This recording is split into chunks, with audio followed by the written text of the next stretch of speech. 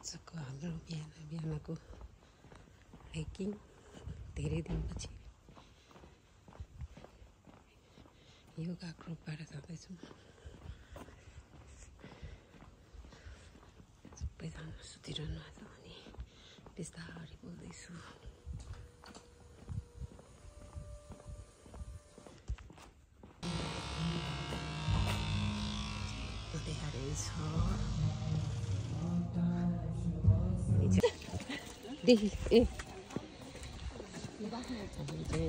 सुरु मेरो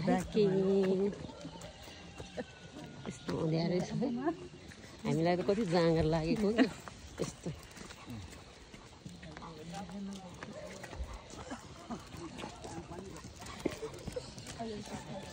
लामाटारदेखि अब हिँड्दैछौँ। यसमा चाहिँ गाडीमा आएर गाडी पार्क गऱ्यौँ।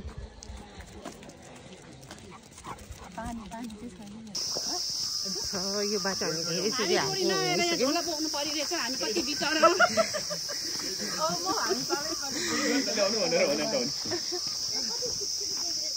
कति आनन्द हुन्छ भन्छ क्या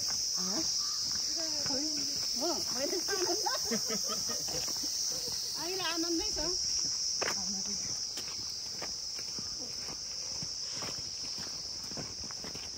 बस्नुपर्छ भन्नु हामी पालै पालो गाह्रो भयो क्या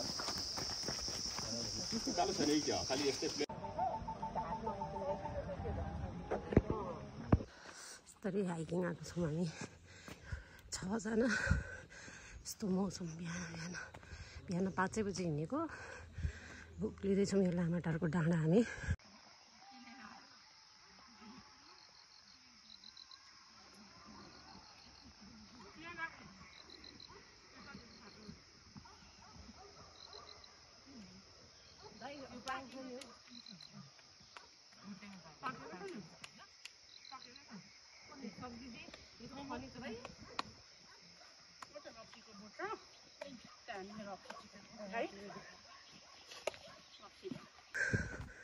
बोल्न पनि गाह्रो भइरहेछ।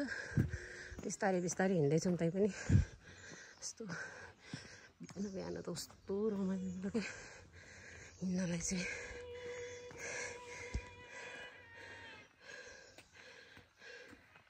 नानी अलि माथि होस्। यहाँबाट चाहिँ पिच रोड सुरु भयो। हामी चाहिँ माथि नै अब आइसक्यौँ। यता चाहिँ हामी विपसना ध्यान केन्द्र जान्छौँ। यहाँबाट चाहिँ अब हामी कहाँ हो रे यहाँबाट चाहिँ हामी बिसङ्खु नारायण जान्छौँ। यता विपसना ध्यान केन्द्र जान्छौँ। यताबाट कहाँ जाने रे? यता भीमसेन थान चाहिँ यो बाटो है। ओहो यो त झन् उकालो छ त। उकालो उक्लिँदै आएको। यहाँको भर्याङ देखेर आँटाएन मलाई।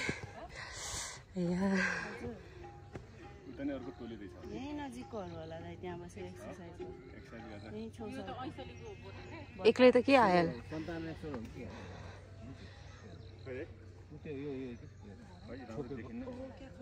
कस्तो भ्यू राम्रो देखेको क्या। साइड दिउँला भर्याङ देखेर त मेरो सातो गयो मेरो। यता अर्को युट्युबर उहाँको युट्युब चाहिँ मोनिटाइज भइसक्यो है। ल कङ्ग्रेचुलेसन्स। अब हामीले पार्टी खाने दिन आउँदैछ। यो चाहिँ भीमेश्वर जाने बाटो है। भीमेश्वर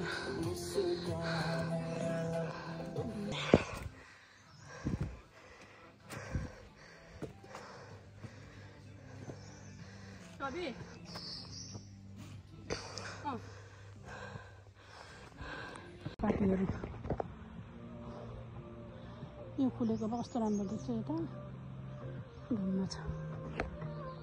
पहिला हामी जाँदाखेरि पुरा यो बाटो चाहिँ घारी थियो। अहिले चाहिँ सम्माएको रहेछ। धेरै राम्रो भएछ सम्माएर चाहिँ। हामी त घारी फाट्दै गएको थियौँ। यो सम्माउने मान्छे सम्माउने संस्थालाई चाहिँ धेरै धेरै धन्यवाद। भिमेश्वर आयौँ यस्तो रहेछ ल ए कोर्दै बाटो बनाउँदै रहेछ यहाँ कोर्दै यस्तो भ्यू छ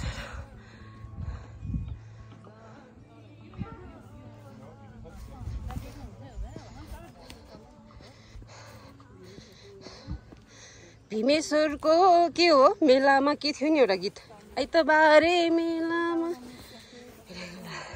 यता भरे ढुङ्गाहरू छन् अद्भुत यो यसै उम्रेको अब यता जानु होला नि कस्तो कस्तो छ ढुङ्गाहरू हेर्नु न भरे अद्भुत ठाउँ छ है यो अद्भुत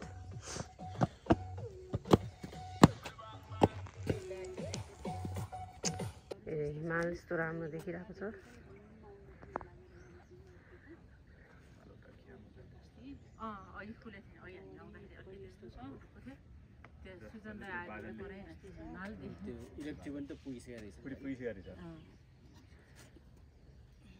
यहाँसम्म त गाडी त नआउने त यस्तो ढुङ्गाहरू छ महादेव भीमेश्वर नवदुर्गा भवानीको चाहिँ यहाँ रहेछ नवदुर्गा भवानीको यस्तो ढुङ्गाको मुहहरू पूजा गरेर राखेको रहेछ ज्याकेटहरू छाउनु अब लाग्दैन चाहिँदैन अब हामी एकछिन रेस्टिङ मोडमा हो एकछिन आराम गर्दै यस्तो छ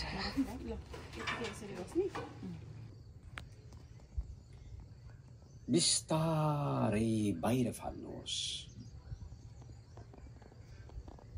गहिरो सास भित्र तान्नुहोस् बिस्तारै सासलाई यस्तो ध्यान बसेर एकछिन ठ्याक्क घामको किरणमा पर्यो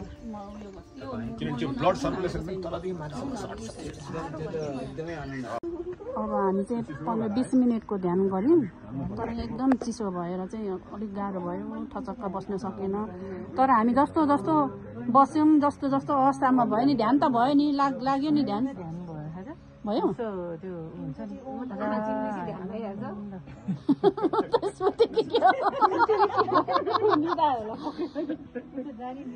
दाइको चाहिँ अझ मजाले भयो जस्तो छ बसाइ पनि सबै हेर्दाखेरि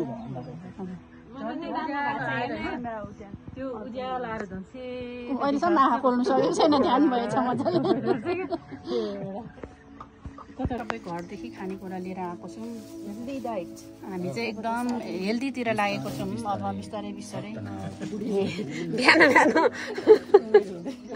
ए ध्यानै गर्दैछ त्यहाँ त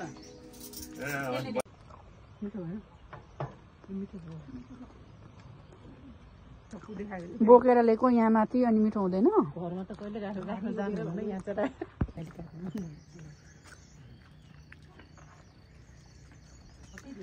पहाड हिमालको काखमा छ सानो मेरो गाउँ है यो हिमाल देखिरहेको छ यस्तो राम्रो देखिरहेको छ क्यामेरामा चाहिँ अझ त्यति राम्रो आइरहेको छैन सबै दिदीले बिछाएको हो त्यो एकछिन म त्यहाँ 3टा मात्रै ल्याएको 6वटा ल्याउनु पर्छ नि 3टा मात्रै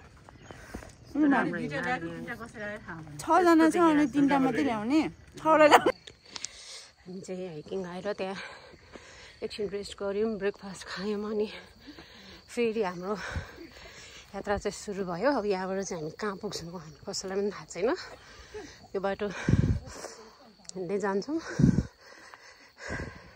यहाँ माथि चाहिँ के छ भनेर चाहिँ त्यहाँसम्म चाहिँ हामीलाई थाहा भएन हिँड्दैछौँ उकालो उक्लिनलाई उकालो छ बाटो चाहिँ उक्लिँदाखेरि चाहिँ अलि सास फुलिरहेको छ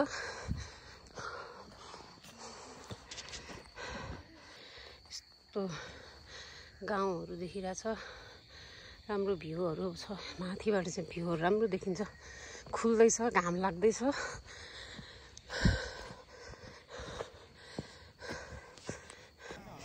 यस्तो हामी यहाँसम्म आयौँ यहाँबाट चाहिँ अब यो 2टा बाटो आयो कता जाने सोध्ने मान्छे पनि कोही छैन तर बाइकवालाहरू चाहिँ मास्तिरै गयो होला उतै गयो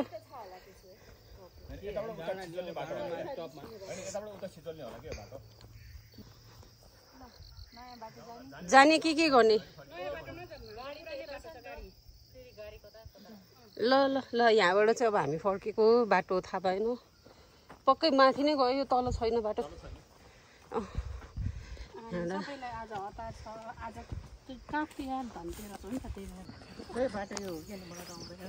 अब हामी चाहिँ यहाँबाट फर्किँदैछौँ यहाँ अघि यहाँ बसेर ब्रेकफास्ट गरेको होइन यो भीमेश्वर मन्दिर नन्दी महाराज भीमेश्वर मन्दिर अनि नवदुर्गाको सबै रहेछ यहाँ बन्दै छ तर यो यहाँबाट चाहिँ हामी फर्किन्छ ओहो कस्तो राम्रो यतापट्टि त फोटो खिच्नुपर्छ कि क्या हो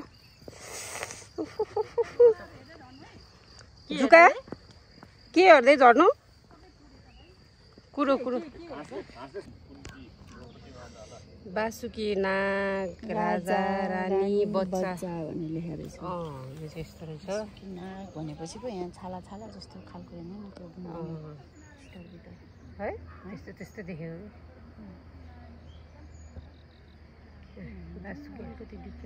केही न केही त होला नि है खै जन्ती शेष नाग यहाँ ओहो यस्तो रहेछ है यहाँ त कति धेरै के शेष नाग रे बडा भगवान नारायण ल दिदी भन्नु त सुरुदेखि भन्नु न के हो यो कस्तो राम्रो अनि त्यो कथामा छ नि त्यो उसको स्वस्तानीकै कथाको हो यो नाग राजा रानीहरू सबै जन्ती जाँदै थियो कि अब यो बेहुली बोकेर होइन समथिङ के कथामा आउँछ नि त केले भेटेर यहाँ सिला भएर बस्छ है डोली पो रहेछ डोली यो चाहिँ डोली बन्यो है कस्तो राम्रो क्या नेचुरल हो है नन्दी नै होला नि त्यहाँ हेर्नु त दिदी लेखेको डोली पनि ठ्याक्कै मिलेको अनि त्यो शेष नाग पनि त्यस्तै ठ्याक्कै मिलेको क्या यो के हो ए हात्ती हो यो ए नन्दी महाराज यो चाहिँ यो के हो रे यो हात्ती यो गैँडा आमा त्यो सैलुङमा छ नि त्यस्तै यो हात्ती ए हात्ती लेखेर रहेछ त यहाँ लेखिरहेछ यहाँ गैँडा रहेछ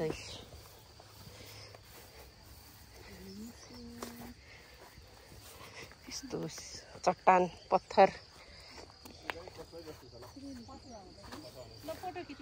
चिप्लेला कछुवा यो त कछुवा आमा यो त छ्याक्कै छ है सेप त ल कछुवा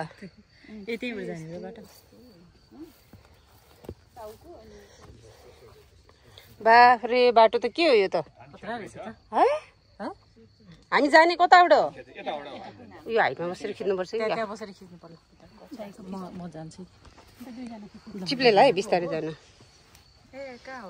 यहाँ हाम्रो चाहिँ दाइ दिदीहरू टाइटेनिक पोजमा ल खै भिडियो नै बनेन ल टाइटेनिकको गीत बजाइदेऊ फोटो खिचा कि भिडियो खिचा दुईटै भिडियो मात्रै खिचा यस्तो खोज छ खोज है ढुङ्गाहरू चिप्लो यो चाहिँ जामुन सुग्रीव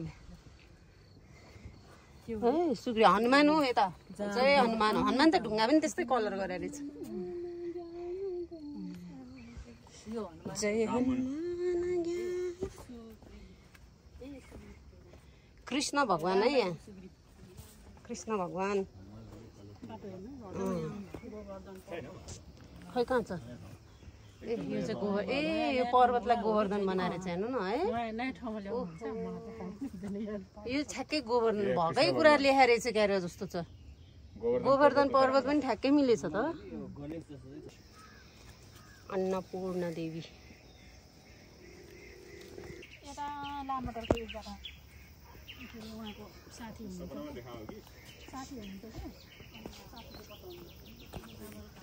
बुढा नीलकण्ठ सबै रहेछ यहाँ भगवान दर्शन गर्न कहीँ जानु पर्दो रहेछ ल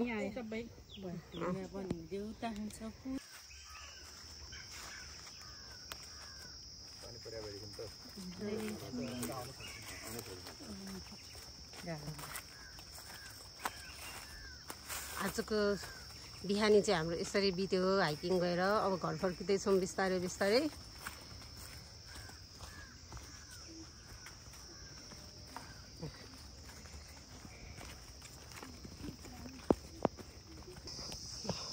सिँढी यहाँबाट उक्लिँदै फेरि झर्दैछौँ।